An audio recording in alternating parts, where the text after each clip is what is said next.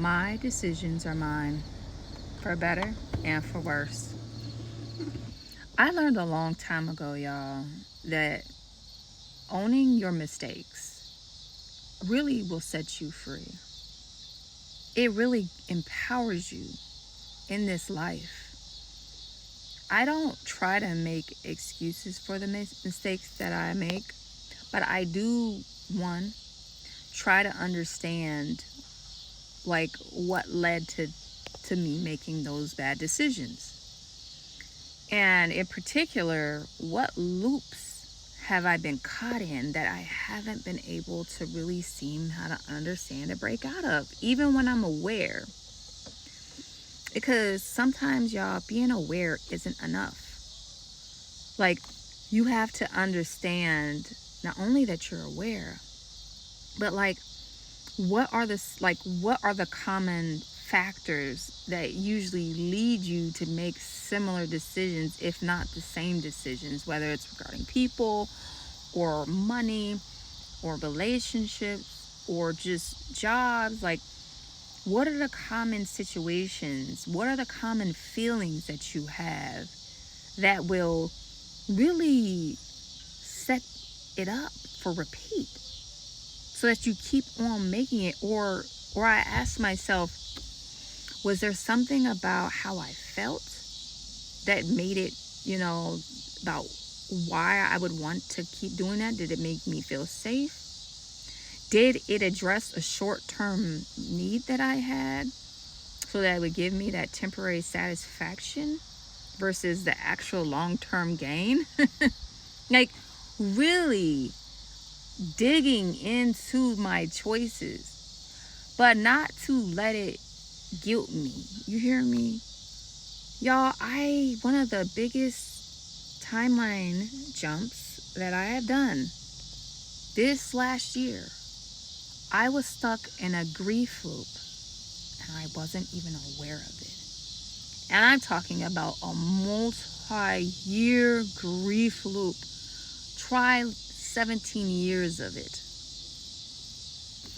And this grief loop made me really it made me it made me an enabler to a certain extent, because I felt bad about certain things that had happened, maybe that I didn't directly have control over, but that they were, especially when it comes to my kids and their dad being incarcerated. Like, a lot of things, a lot of boundaries, a lot of discipline, a lot of like walls that should have been like, and rules that should have been established up front didn't happen because I was so busy trying to make up for something I could never make up from my guilt. And guilt can become dangerous, y'all. A lot of things can come from your guilt for making your mistakes. One could be that you try to hide it from yourself and other people. You become in denial about what you've done. Or if you think other people have known or find out about what you've done, that you try to hide it from them. Or if you think they're going to out you, that you try to hurt them passive aggressively or aggressively. And probably the biggest danger that I see in not owning your mistakes and like really being honest with yourself and trying to dissect it is that you won't grow. That's the biggest risk, that you won't grow from it.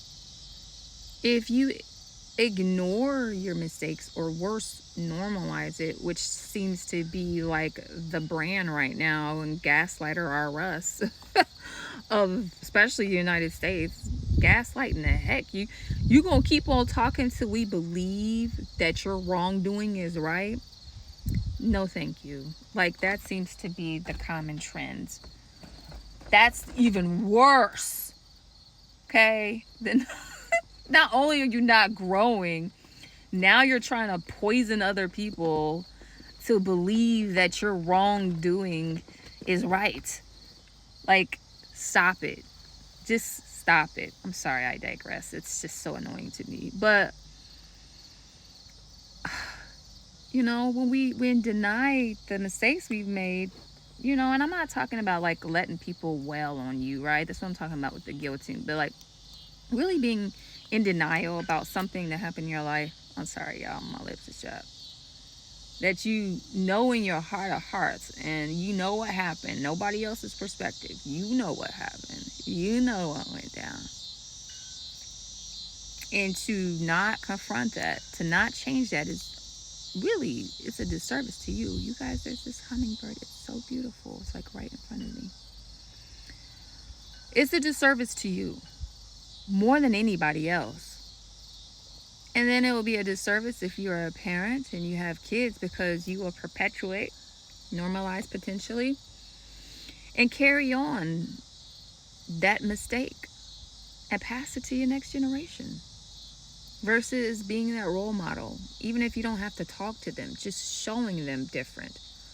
Or better yet, creating a different environment, a different reality where whatever that thing was that went wrong it's not even considered.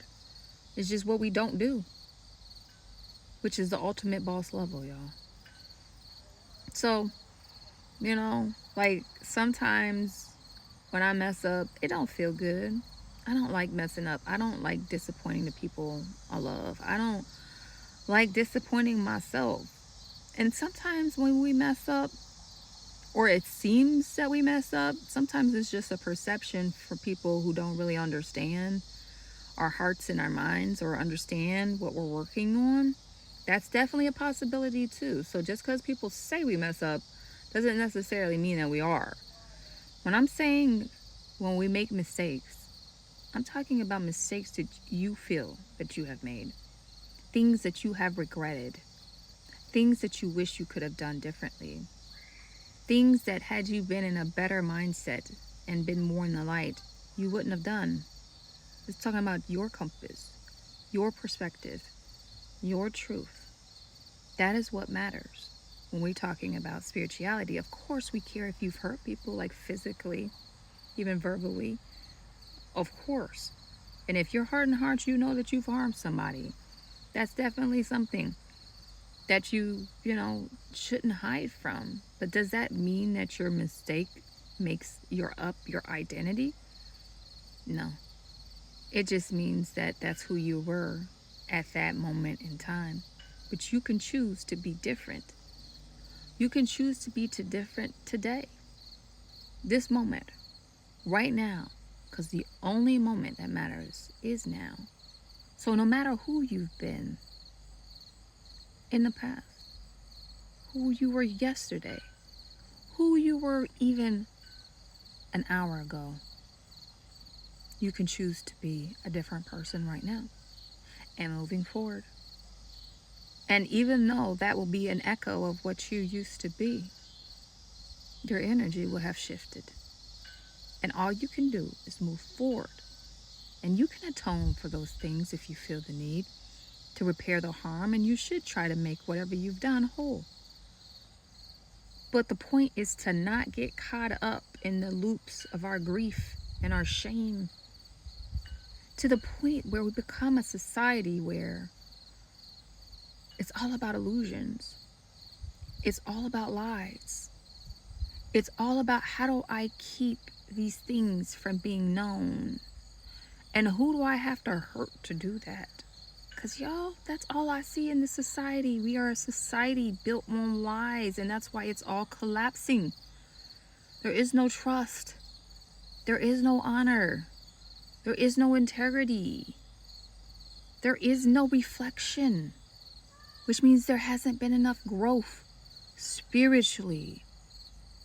We have turned our society into a lax society where there is this false lie that there isn't enough to go around and spread, but there is more than enough abundance for us all.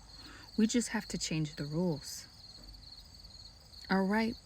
Vanari Shakai Shalane Tukai. I hope y'all have a wonderful evening. Peace. And I don't know about y'all, but I'm exhausted from yesterday and that full moon eclipse, okay? All right, I'm about to go to bed. Bye.